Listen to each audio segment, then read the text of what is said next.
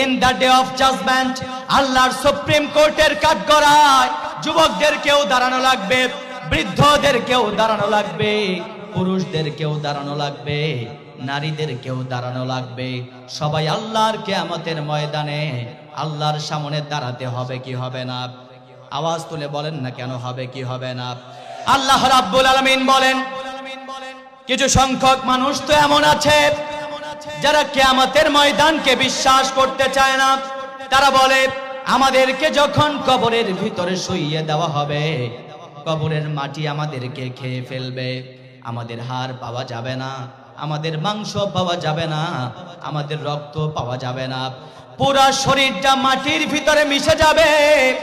তাহলে আল্লাহ রাব্বুল আলামিন আবার কিভাবে আমাদেরকে উঠাবেন? আল্লাহ রাব্বুল আলামিন পবিত্র কুরআনুল কারীমের 36 নম্বর সূরা, সূরা ইয়াসিনের 79 নম্বর আয়াতের ভিতরে আল্লাহ রাব্বুল আলামিন জানিয়ে দিলেন, কুল ইউহ্যিহাল্লাযী আনশাআহা আউওয়ালা মাররা। ও দুনিয়ার মানুষেরা, ভেবেছো কি মাটির ভিতরে মিশে যাবা, এরপরে আমি কি তোমাদেরকে সৃষ্টি করতে পারবো না? ও দুনিয়ার মানুষেরা, তোমাদেরকে প্রথমবার যখন সৃষ্টি করেছিলাম, তোমাদের কোনো আকার ছিল না, কোনো আকৃতি ছিল না। তোমাদেরকে আমি আল্লাহ রাব্বুল আলামিন সৃষ্টি করেছি মিন নুতফা, এক ফোঁটা নাপাক পানি থেকে, পিতার বীর্য আর মায়ের ওভামে নিয়ে আমি আল্লাহ তাআলা তোমার সৃষ্টির সূচনা করেছি। তোমার পিতা এক সময় যৌবন প্রাপ্ত ছিল না, তোমার পিতাকে আমি আল্লাহ রাব্বুল আলামিন যৌবন দান করেছি। সৌদি আরব থেকে খেজুর এসেছে, সেই খেজুর তোমার পিতা খেয়েছে। আবার দিনাজপুর থেকে লিচু এসেছে, সেই লিচু তোমার পিতা খেয়েছে। রাজশাহীর আম খেয়েছে, পদ্মার ইলিশ খেয়েছে। দুনিয়ার কত জায়গার মাটির নির্যাস আমি আল্লাহ রাব্বুল আলামিন একত্রিত করে তোমার পিতার ভিতরে ঢুকিয়ে দিয়েছি। এক ফোঁটা বীর্য বানানোর জন্য আমি আল্লাহ তাআলা এত কিছু করেছি। দুনিয়ার বিভিন্ন জায়গা থেকে মাটির নির্যাসগুলো সংগ্রহ করেছি। ও দুনিয়ার মানুষেরা, যখন তোমাদেরকে মাটির নিচে দাফন করা হবে, তোমরা তোমাদের হাড়গুলো, তোমাদের অবয়বটা ছড়িয়ে ছিটিয়ে গেলেও সর্বোচ্চ 2-4 হাত 5 হাত জায়গার ভিতরে যেতে পারে। আমি আল্লাহ রাব্বুল আলামিন সারা পৃথিবী থেকে যদি এই নির্যাসগুলো একত্রিত করতে পারি, তাহলে কি ছোট্ট জায়গা থেকে একত্রিত করতে পারবো না? আল্লাহ আমাদেরকে আবার একত্রিত করতে পারবেন কি পারবেন না? আবার আমাদেরকে আল্লাহ রাব্বুল আলামিন পুনরুজ্জীবিত করতে পারবেন কি পারবেন না?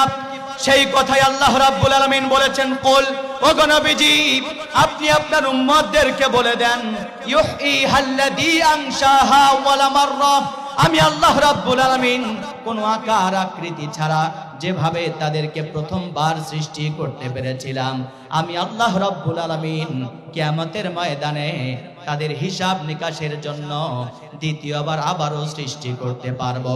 আওয়াজ করে পড়া যাবে কি আল্লাহু আকবার?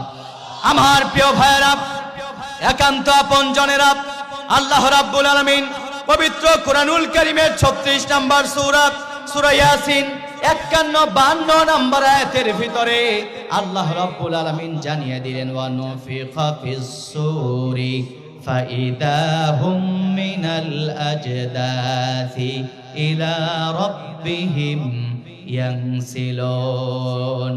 হযরত ইসরাফিল আলাইহিস সালাম আল্লাহর নির্দেশে যেদিন সিংহায় ফুৎকার দিয়ে দিবেন, ফাইদাহুম মিনাল আজদাসি ইলা রাব্বিহিম ইয়ানসিলুন, হযরত আদম আলাইহিস সালাম থেকে নিয়ে পৃথিবীর শেষ মানুষটা একেবারে শেষে যে ইন্তেকাল করবে, মৃত্যুবরণ করবে, সব মানুষগুলো নিজেদের কবর চিরে ফেরে উঠবে আর দৌড়াতে থাকবে তাদের রবের দিকে। ক্বালু ইয়া ওয়াইলানা মান বা'আসানা মিন মারকাদিনা, তারা বলবে, আয় রব, আমরা তো ঘুমের ভিতরে ছিলাম, আমরা তো কবরের ভিতরে ঘুমিয়েছিলাম, আয় আল্লাহ তাআলা আমাদেরকে জাগ্রত করা হলো কেন?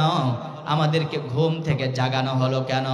আল্লাহ রাব্বুল আলামিন বলবেন, হাদা মা ওয়া'দার রাহমানু ওয়া সাদাকাল মুরসালুন। ও দুনিয়ার মানুষেরা, তোমাদের কাছে আমি আমার রাসূল পাঠিয়েছিলাম। আমার রাসূল তোমাদের কাছে গিয়েছিল, তোমাদেরকে বলেছিল ভালো আর মন্দের প্রতিদান দেওয়া হবে কিয়ামতে। যদি ভালো কাজ করো তার প্রতিদান জান্নাত, যদি খারাপ কাজ করো তার প্রতিদান জাহান্নাম। আমার রাসূলেরা তোমাদের কাছে গিয়েছিল, তারা যে কিয়ামতের কথা তোমাদেরকে বলেছে, ও দুনিয়ার মানুষেরা, ওয়া সাদাকাল মুরসালুন, আমার রাসূলেরা সত্যই বলেছে। আমি যে ওয়াদা করেছিলাম সেই ওয়াদাও ছিল সত্য। ইন্না ইয়াউমাল ফাসলি কানা মিকাতা, নিশ্চয় নির্ধারিত রয়েছে বিচার দিবস।